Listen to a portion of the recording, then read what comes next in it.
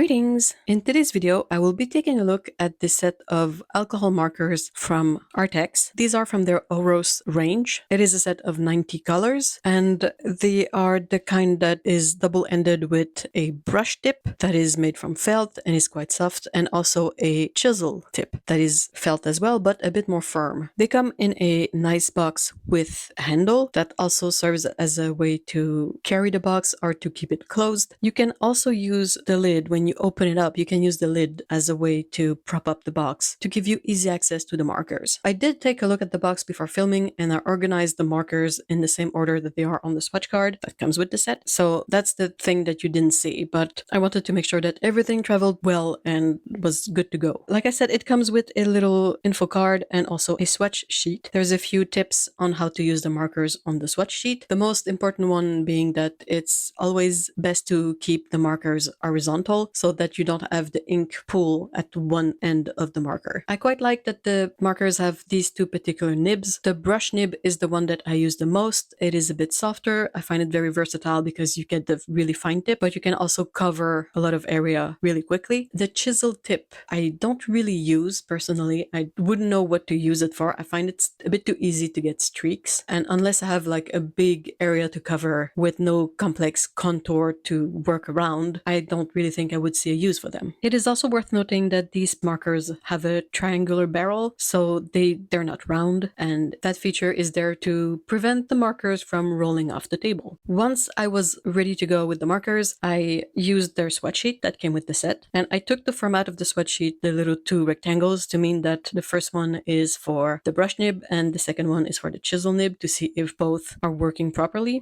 You could use this swatch sheet however you want, really. It took a significant amount of time to swatch everything, both ends of the markers, but at the same time I feel it's quite necessary because the colors on the cap and the names of the colors are not necessarily a good indication of what the color will be. For these, I feel like the color of the cap is not too far off the color of the ink, but the names sometimes are a bit more confusing than actually helpful. As I was swatching the colors, I also noticed that this particular color selection is not necessarily very balanced. As a very obvious example, there's not really any orange color in this set, and you get about a third or even maybe almost half of the set are very light colors, what someone could refer to as pastel colors, but they're very, very light, a bit like heavily diluted watercolor. It is a nice range, but it is a bit limited. So I was intrigued and I asked ARRTX about this, and they told me that this set is very well complemented with their other set of 80 colors. I don't think you need to complement the sets, but if you feel so inclined, the set of 80 colors has colors that are not in this set except for the blender and the black, and they complement each other quite well. As I was swatching the colors, I didn't encounter any particular issue except for this one marker, and it was not necessarily an issue with the marker because it did not affect its usability, but there was a glob of dry ink on the marker itself. It didn't seem to have come from the tip. It's possibly in manufacturing, I'm not entirely sure, but it was super easy to clean off, and like I said, there was no difference in the way the marker performed.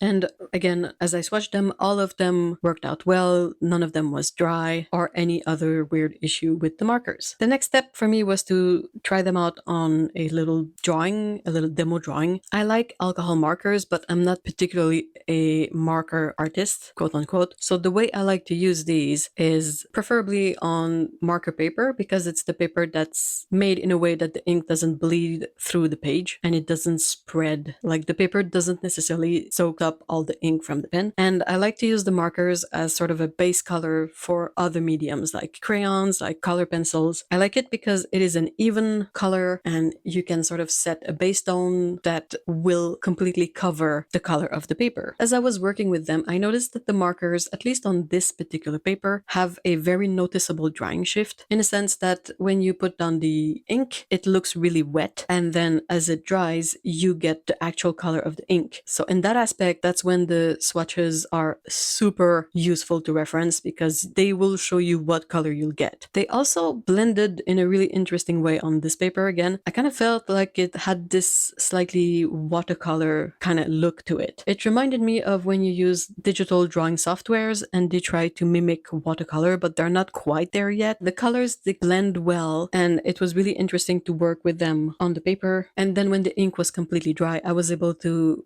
go over it with crayons, with coloring pencils. I have a few other notes about these. At the time of filming this review, there is no ink refills available for these, and they also are not available open stock. I asked also about replacement parts for the nibs, and they told me that they don't have replacement nibs, but that you can take the nibs out, flip them over, and use the other end. I haven't tried that out, but that's what I was told. In conclusion, I think these are really lovely markers. I really like the brush nib. I cannot really speak for the chisel nib, I don't really use it, but the brush nib is really nice. They have that standard alcohol smell that all alcohol markers have. That's something to keep in mind if you're sensitive to smells. The color selection of this particular set is a bit limited, but you get a great range of lighter colors and grayscale colors, and these can work really efficiently as sort of a way to tone your paper before putting other stuff on top. The box itself that the markers came in is nice, but my favorite feature of it is those grid inserts at the bottom that you can also take out. I feel like with a system like this, these are a really interesting organizing tool that would technically allow you to put all the sets together in a single box if you found one that fit all the markers. And I really like that it's a removable insert because that makes it so much more useful in the long run. You can keep this insert for other markers. You can,